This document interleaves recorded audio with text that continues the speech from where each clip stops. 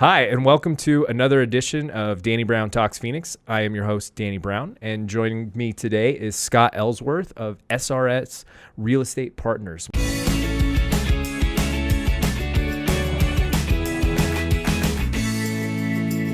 Welcome to the show, Scott. Thanks for having me. So, to kick us off, why don't you tell us a little bit about what SRS Real Estate Partners is and how you got started there? Absolutely.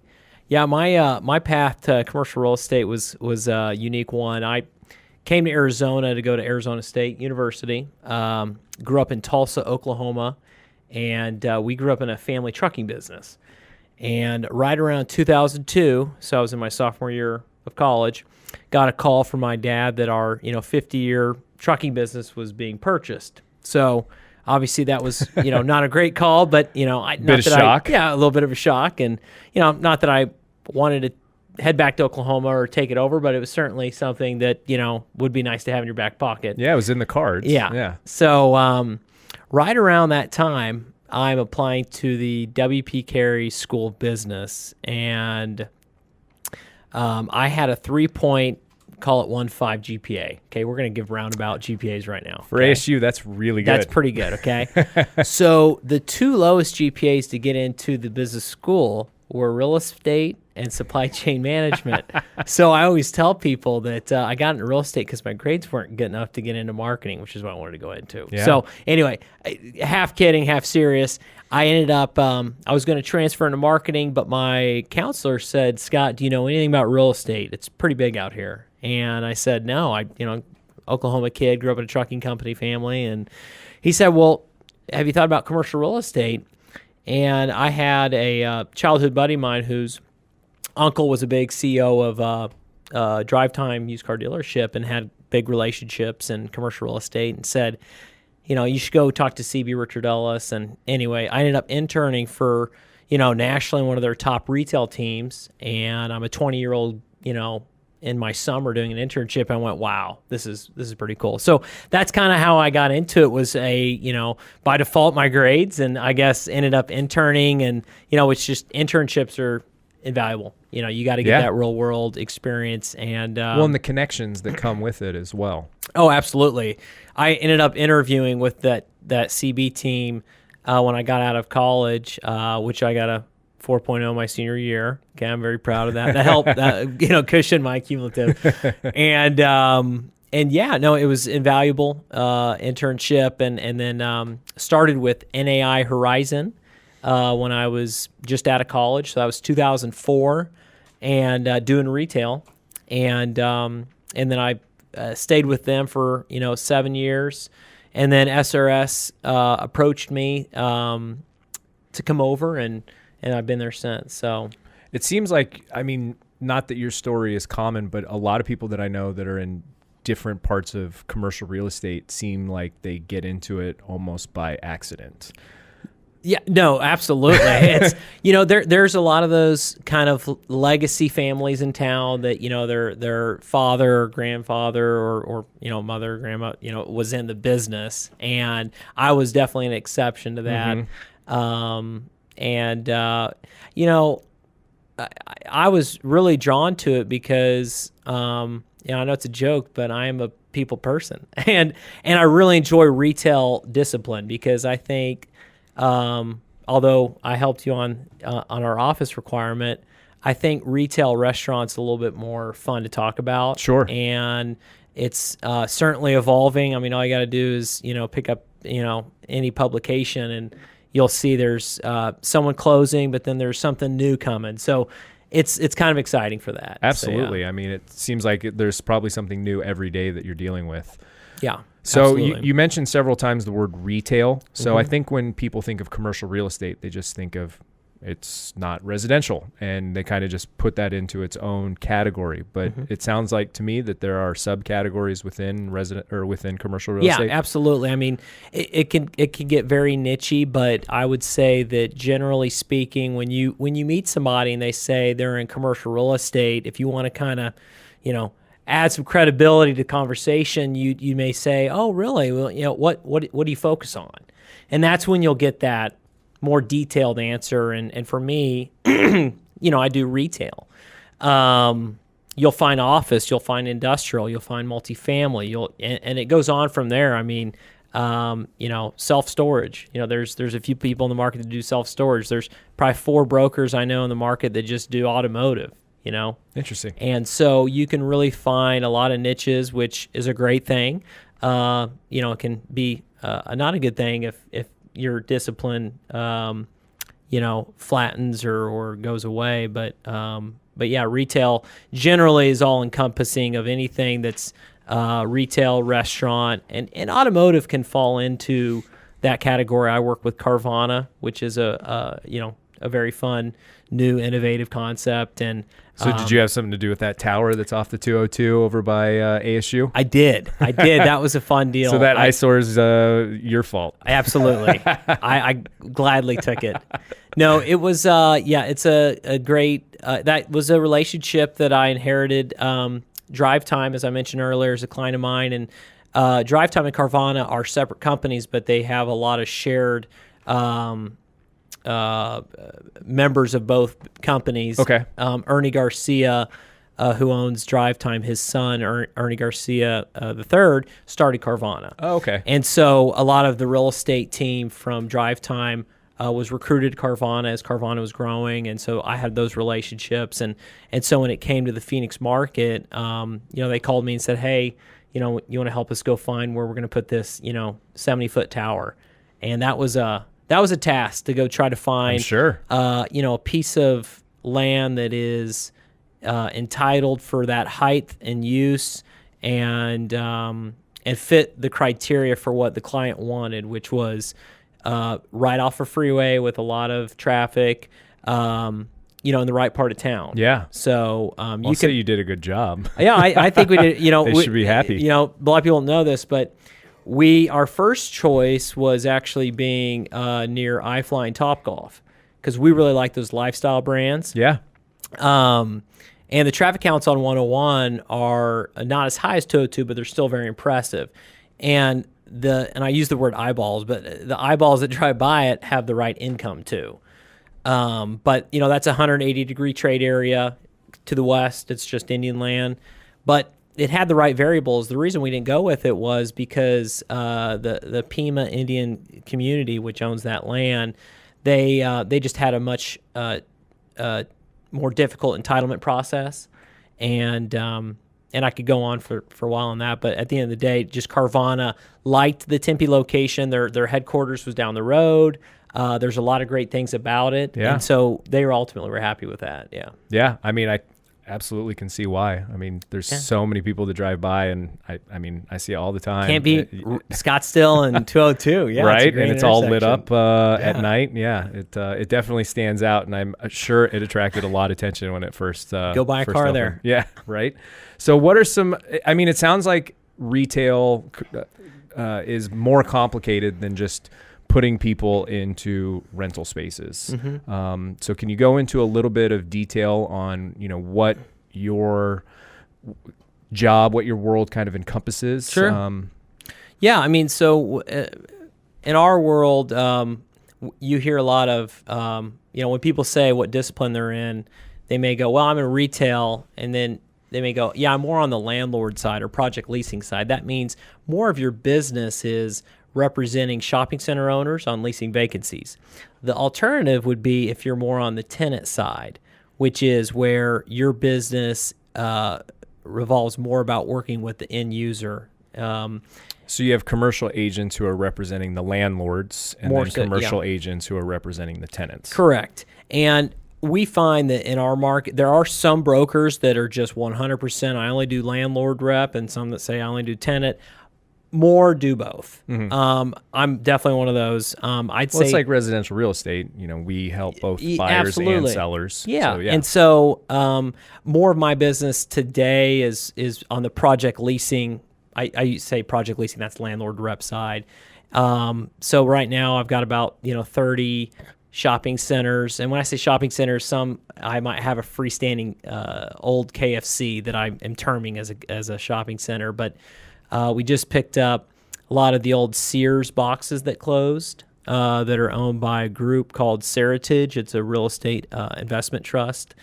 And So we're, out there trying to identify, likely not a single tenant because there's just not many big retailers anymore. So it's kind of fun to work with the client on trying to figure out who's going to take this and what do we do with this basement?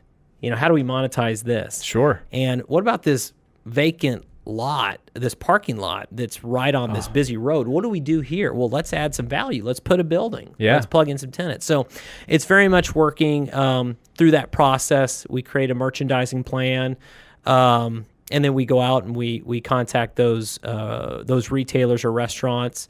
And so that's that side. And then on the tenant side is very much, for example, I'm touring with Fred Astaire next week. They're a client of mine that I helped them open. They're opening one in Ahwatukee. That's the dance studio. That's the dance studio, yeah.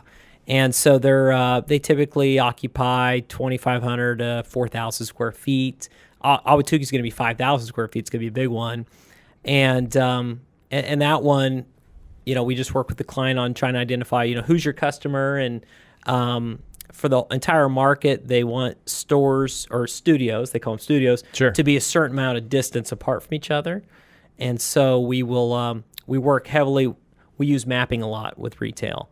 So that's one thing that I'll tell you is that when you are looking for the right, real estate partner, if it's retail, you want to make sure they have a really good GIS mapping department because we use that a lot because it'll save you a lot of time. You could go down the road on a location and then find out it's 2 miles within a restricted zone based on a radius restriction from another studio.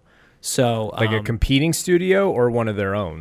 Well, like Fred Astaire likes to keep their locations at least 5 miles apart. Okay. So we'll do radius rings, and then that kind of shows us where we can be looking, and it kind of process of elimination. Sure.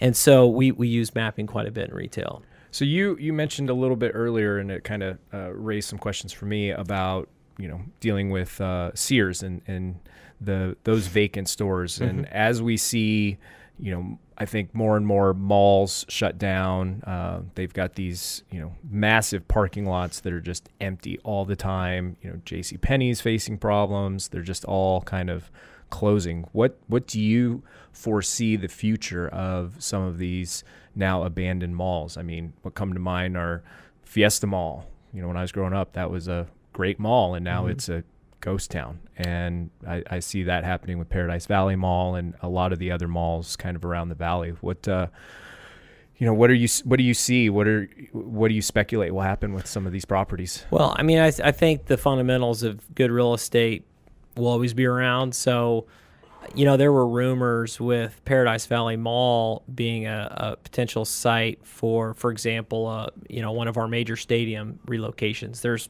been discussion of certain, some of our sporting event teams moving around, and Paradise Valley Mall was mentioned actually. And when you think about it, that's a great location for it. They got plenty of parking. Geographically, it's well located. It's near freeways. So that's, one example. But what we're seeing more so on the enclosed regional mall world, and, that's one thing to point out is that we classify retail a lot. So there's enclosed regional malls, there's kind of larger community centers, there's neighborhood centers that are typically the grocery anchored, retail strip, outlet, and it goes on and on. But in the enclosed regional mall world, if you are a B or C mall in our market, Scottsdale Fashion, Chandler, Arrowhead are definitely the A malls. You could put Biltmore in there as well, but if you are a B or C mall, you're looking pretty hard at how you're going to be redeveloping it, adding density, multifamily. Entertainment is a category that for years a lot of the department stores didn't want because of parking. And now they're embracing it. Sure. So, for example, Kohl's right now, I mean, I don't go to Kohl's that often, but that's an example of a retailer that they just have these ginormous stores. And they've partnered with Planet Fitness, where Planet Fitness is going to be taking about 40,000 square feet of a Kohl's store, which is great for Planet Fitness because for them, there's such demand for that brand that for them to be able to open 20 stores with Kohl's, that's great. I mean, think about like speed to market. Sure. And for Kohl's, it's great because it's bringing in bodies, and it's helping them, lower, their rent. Sure. Which helps as well. Yeah. So they're subletting space inside their own store Correct. to a gym. To a gym. So that's same concept with these malls is that entertainment. When we say entertainment, we use that could be a main event or Dave & Buster's. Those are kind of at the top of the list. Sure. And then anything down to a movie theater to a fitness tenant. And beyond. I mean, we've seen a lot out there. I mean, there's a lot of fun concepts. There's Battle Axe, if you've heard of that. I've done that. Have you done that? Yeah, okay, what'd you think of that? It was a ton of fun. I could see it, though, losing its luster. I don't know if it's something that I would do, like, all the time. But it was fun in the moment, throwing axes at a bullseye or whatever. So this is funny. When we...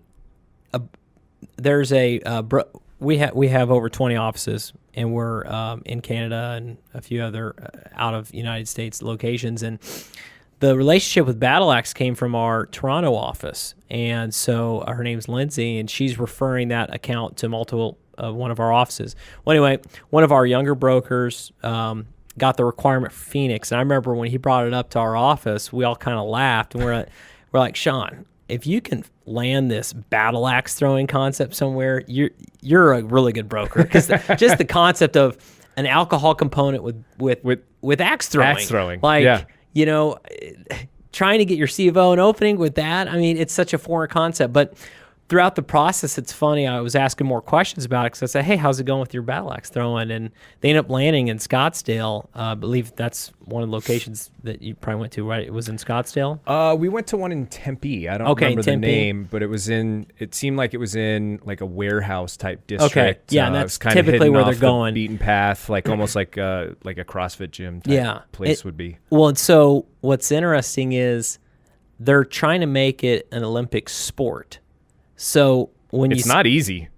I've never done it, but I've seen it now on ESPN. Of course, I saw cornhole on ESPN now, so who knows? But yeah, right. But the battle axe throwing may have some legs. So if you're a landlord out there and you're like, should I do this deal? I mean, I think it's one you should consider, because they're trying to get momentum behind the sport. Sure. With Olympics. So maybe it has legs. I don't know. So I will say it was more fun than playing cornhole. I mean, throwing an axe at a bullseye and it felt, I mean, I was sweating because you were just chucking this axe pretty much as hard as you could. I know, that's not how you're supposed to do it. But sure. You drinking. Did you nail the bullseye at all? Yeah. You did? But I missed more times than I hit. I mean, because it's got to get the rotation perfectly. It's got to hit pretty perfect. Yeah. In order to stick in the wood. So it's a lot harder than it looks. Yeah. Yeah. No, I'm excited to try it. Yeah. We'll find that opportunity. Do you see any sort of, if you're in the retail space, do you see any sort of like retail bubbles, in terms of, I've heard a lot of people talking about, well, how many restaurants where you buy a $20 to $30 entree can go in? I'm seeing all these designer workout studios going in, where it's exclusive to a yoga studio or a bar studio or spin, and they seem to be popping up all over the place, hit studios.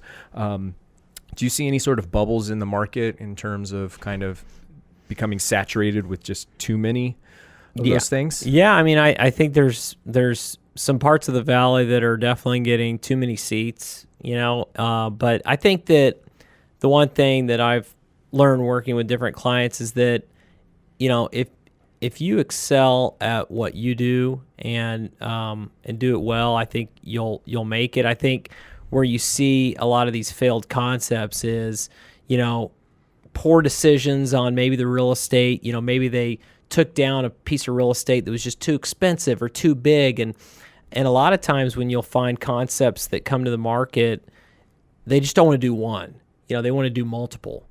And when we work with clients, you have a market plan, and sometimes you got to step outside of that plan because opportunities arise. Sure. In fact, Shake Shack, one of their mottos is, they're very opportunistic, and because when you do a market plan for Phoenix, if you're going to open, 10 fitness studios and I say, all right, this is where you want to be if you want to be in the right areas. And, I would advise us doing the first few ones and these ones. Well, if a great opportunity presents itself in a, what we would call like a secondary trade area, you may take that. Sure. Right. But I think that the saturation point, the ones that close are just the ones that just either just don't have something unique, or they just don't have the right operational personnel, and it could be a number of different reasons why they don't make it. But no, it's definitely, I know where I work in the Biltmore area, there's a number of options to choose from, and so it sounds bad, but turnover for me is good. Yeah. So do your clients, when you're representing them, I'm thinking specifically kind of the restaurant industry where the turnover for restaurants is pretty high. Do they ever hold you responsible for any of that? Is there ever a fear of, putting them in a spot that isn't going to work and it being, falling back on you? I think you definitely take some ownership behind it. That, you can't force anyone to sign anything at the end of the day. They're making the decision based on, all the information we've provided to them. And for us, on restaurants, some of the best value we can provide our clients are sales data. So, if we're looking at a particular intersection or trade area and we're in the car and I can say that Chipotle does X amount, which is, the average unit volume. AUV is what we term a lot. So the AUV for a certain concept might be 1.2 million. Okay. And I say, what does that mean? Average unit volume. That means what their average annual sales are. Oh, okay. Yeah. So, so the, AUV for that location for Chipotle may be, let's just call it, 2.1 million. And I say, well, that Chipotle is doing 2.4 million. I got that information from either a trusted broker that I know that has the listing, because a lot of times shopping centers will require you to report sales. And a lot of our tenants that we represent go, well, I'm not paying percentage rent, so why does that matter? Well, landlords want it because it's a good way of gauging health of tenants. There's other reasons why a landlord wants it, but that's generally one that I know that when I'm wearing that landlord hat, being able to communicate with your clients on, just that question of, we have one vacancy, but, how are the other 15 tenants doing? Because I just got an inquiry, from a broker working with a national concept. Is there somebody that's not doing well? Well, when you have sales reporting, that helps. Yeah, absolutely. And so, but back to your original question, I definitely, even Steven Sandwiches is a client of mine that I helped open up in the market. Their closure was more related to, unfortunately, being undercapitalized. And which location? They closed all the Arizona. Actually, they closed. Really? Yeah, they closed. Oh, I didn't even realize that. Yeah. They so they were at 20 stores, and then the president, who's a very good friend of mine, left the company. Their founder, who got himself into some issues with the SEC for fundraising, and so it was just kind of a collapse outside of the real estate. Sure. But it was an internal thing. It was an internal thing, but so maybe that's a bad example, but it's still something that you feel bad because there's people that work there. And there's a lot of people at corporate in Salt Lake that don't have a job, right? And so you take ownership for sure. When you talk to your client, they say they're knocking it out of the park. That feels awesome. When they say it's not doing well, you should have some ownership, or you've got something wrong with you. So yeah, you definitely want your clients to do well. When they tell you that they're not doing well, do you do anything to try and help? Well, I mean, if there's more locations that you're working on or in the pipeline, you definitely want to have that dialogue with them to understand, is this a real estate or is this a operational? Because there's a big difference, because you can have great real estate and have the wrong operation. Sure. And have bad sales.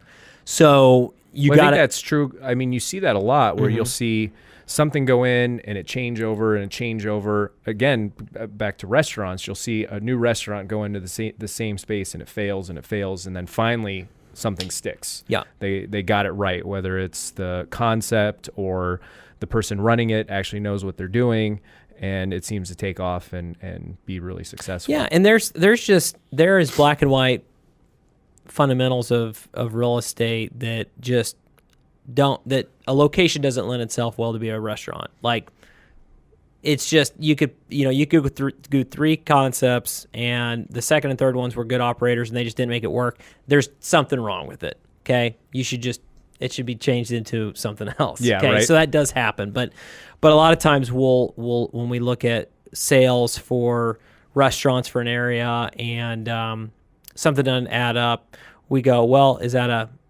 real estate thing or is that an operation thing? And so trying to diagnose that is important, because, if it's an operation thing and there's an opportunity across the street, you don't want to be scared off because of, you got a low sales number quoted by somebody, and then go, well, we can make this work, So yeah.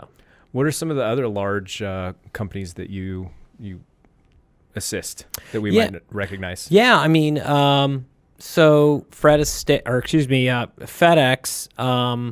office, they're not doing a whole lot right now, but I helped them relocate one of their stores that was on the west side, 51st Ave and Thunderbird. Moved them to they were right-sizing one of their office print centers. So they've got, the smaller ones that they call the FedEx office ship centers, and they've got the office print centers, with like the one down here on Central that's a bigger one. Yeah. And so that's one client that recently did some work with. I'm trying to think if there's any other notable tenant ones that come to mind. Smoothie King. Oh, okay. There's a new push in the market. We have a franchise group that is looking to do a bunch in Gilbert and Chandler. So we just got a location that's moving from LOI to lease, which is great, and that's going to be at Santan Village in Gilbert.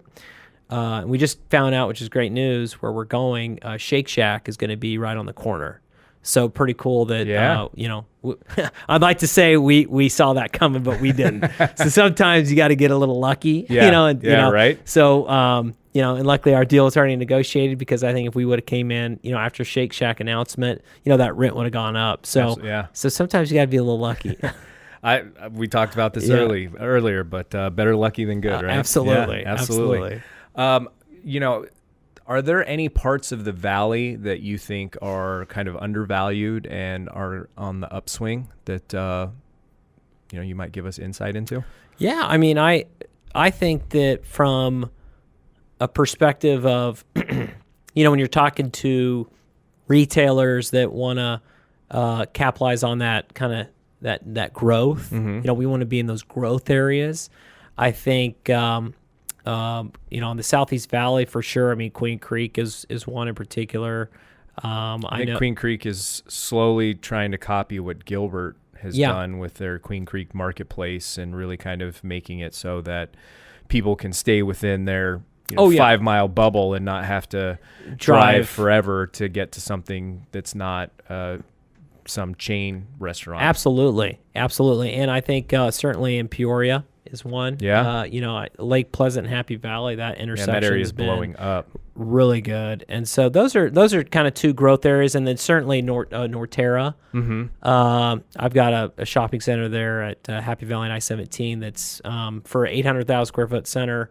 I'm down to a Payless shoe space. That was another victim of just pay less. Amazon. Yeah, exactly. So, but call a spade a spade. But you bring up a good point where a lot of these, most of the restaurant brands want to be East Valley.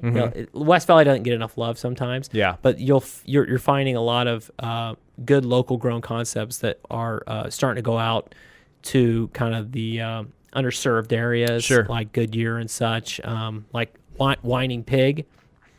Beer and wine. Yeah. They really want to be in these kind of like underserved areas because they know that people are starving for some somewhere good, to go that's not a Cheesecake Factory or exactly, an Applebee's. Yeah. Like people So, want something different. Yeah.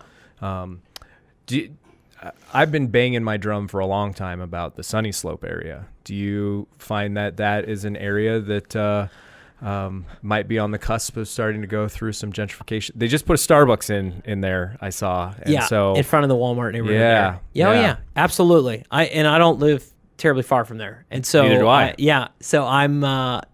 It's funny when I was giving my answer, I was kind of thinking in my head that selfishly because I think it is an area that Arcadia has become.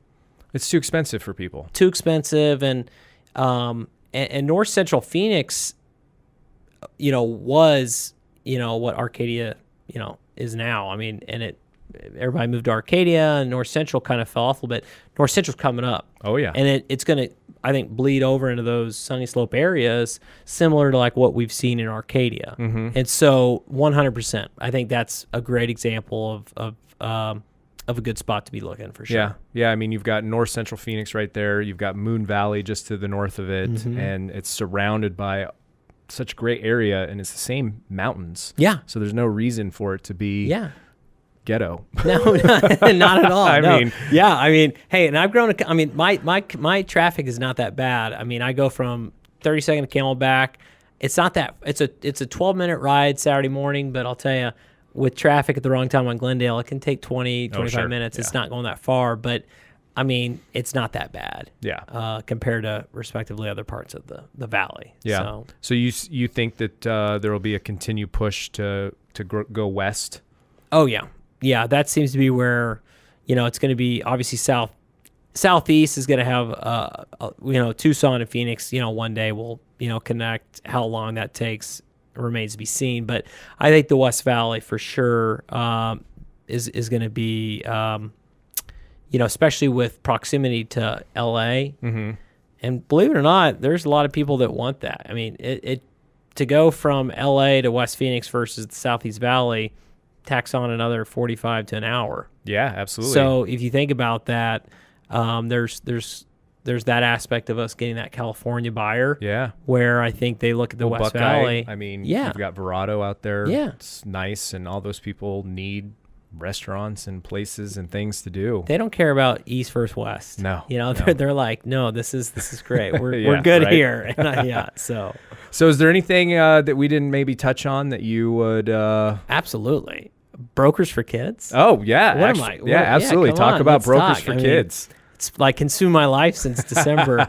No, I didn't know what I was getting myself into. I knew it was going to be a lot, but being a chairman for this fundraising event, Brokers for Kids, has been... Yeah, why don't you tell us what Brokers for Kids is first? Yeah, so Brokers for Kids is a 4-month fundraising event where we have commercial real estate teams fundraising, selling sponsorships, raffle tickets. They're trying to raise as much money as they can as a team. And then it culminates with a day of Olympiad at Scottsdale Stadium. This year it's Friday, April 5th. We rent out the Giants Scottsdale Stadium, which is great. And so all these teams that have been fundraising for a couple months, we have a big fun Olympiad. When they walk in, they're going to have food from Genuine Concepts, the VIG, which big shout out to them. They're providing the food, which to provide food and labor for 700 people is a lot. It's a big ask. And then at about 12:45, we're going to do our national anthem.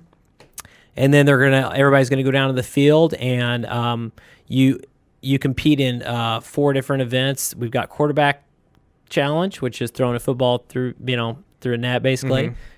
Pop a shot, cornhole, and bocce ball.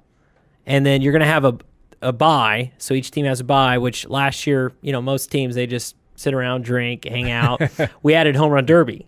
So we're going to have a chance for, it's going to be a way to raise money day of, but for $25 you get one hit. I believe we're doing 50 for 3. And if you hit it over the fence, you get entered into win a getaway trip. And I think we're going to have 2 this year. That sounds like a lot of fun. Yeah, so it's a fun event. Last year, Brokers for Kids raised $300. Agents Benefiting Children, which is our sister event that focuses on the residential real estate, they did about $150. So we did $457 to be exact last year. We're shooting for $600 million. Yeah, we're shooting for $600,000. And what does all the money go to? Yeah, so the event's put on by the Scottsdale 2030 Club, and so we have over 20 different charity partners that we have partnered with over the years. The primary beneficiary for Brokers for Kids is Boys Hope, Girls Hope of Arizona. Okay. And what they do is they provide resources for academically capable kids that just come from tougher backgrounds. And so it's a great program that we've partnered with them for over 10 years. It's actually their 30th anniversary. Wow. And it's our 20th. So it's pretty cool. And then Agents Benefiting Children partners with Care Fund. And I'm sure you are familiar with Care Fund. But so it's an awesome event. It's 18 days away. I can't wait for it to be done, but to get my life back. But it's been, late at night when I'm at the office working late, away from my family. You just kind of have to sit back and go, I'm gonna send out that last email because I know, it's gonna help somebody. Sure. So it's very rewarding. Well, and there's an end in sight for you. It's coming up. Yeah. Yeah. And for the people that are living in this, where they're at every day, they don't have that end. No, in sight. it's awesome. So it's, I shouldn't be complaining. I want my life back, but in May when we hand out checks to 20 plus charities, there's no better feeling. Yeah, totally Hands worth down. it. Yeah. Nice. Well, good for you. Cool. So we like to wrap things up with some Phoenix-based questions. Okay. So with your expertise of the Valley, I'm looking forward to getting into this. Oh boy. So what's your favorite Phoenix restaurant? I mean, you can't beat Chelsea's Kitchen. Yeah. I mean, they've got good cocktails. There's a couple of choices great brunch. Unbelievable. Yeah, atmosphere, and you walk out and you get those cookies with the salt on them. I mean, so I'll just go with Chelsea's. I like it. That's a new one for us. So are there any exciting places in Phoenix or in the Valley that you've discovered lately? We were talking about this earlier, Spoken Wheel, which is near the home on Central. We went there. My wife and I did actually. We were going to go see Bohemian Rhapsody, and great flick. They had it was at the Esplanade, and they only had one seat left, so we couldn't share that seat. So we're like, where are we going to go? And so people I said, look at you guys funny. If you did. And it was for my birthday, and I was like, you know what? Let's just go to a place and sit down and have some beers and eat. And so we went to Spoken Wheel, and wasn't that busy, and the food was really good. Yeah. I mean, I will tell you that I was impressed. Lady in my office that lives not far from there, I told her about it. She's like, oh, go there all the time. Yeah. And so, we the white truffle or the truffle burger that they have there, and the French onion soup, and so that's one spot I'll throw out for sure. Yeah, that's a great spot. They they cater a lot to bicyclists. So people, just riding their bikes around for fun. It's not like endurance or whatever athletes. And they do a lot of bar hopping.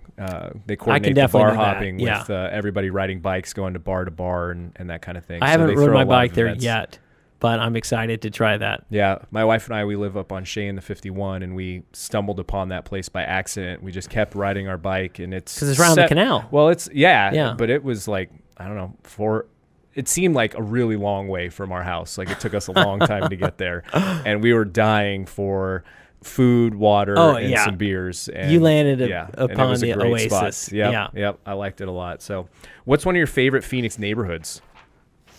I mean, can I answer mine? I mean, I love it. So where you don't have to give us the address. Or anything, no, I don't want anybody to send you hate mail. Yeah, no. But, I thought I was gonna have like admirers. No, we live in North Central Phoenix, so we're between Northern and Glendale and Central and 7th Ave. So, we're between the sevens. You're between the sevens. Which I learned that quickly. Yeah. Although we looked west of 7th Ave and we found some awesome homes over there. But there's nothing wrong with being west of 7th Avenue. No, disclaimer, it's totally cool. Yeah. But, going up Central every day, that's just, for me growing up in Oklahoma, it's the closest I've found to home. Yeah. Like the lots, huge the lots, grass, the big trees. You don't feel like you're in the desert at all. So I'm going to vote my neighborhood. Yeah. Because I love where I live. Yeah. If we were to move, that would probably be the only place in Phoenix that we would want to move to. So I'm with you on that. What's your favorite hangout spot? Oh, man. It's funny. We just had I had my brother-in-law and sister and my niece in town, and the joke of the weekend was actually the Womack, which he kept calling Womacks, plural. But the Womack on 7th Street, it's a good little spot.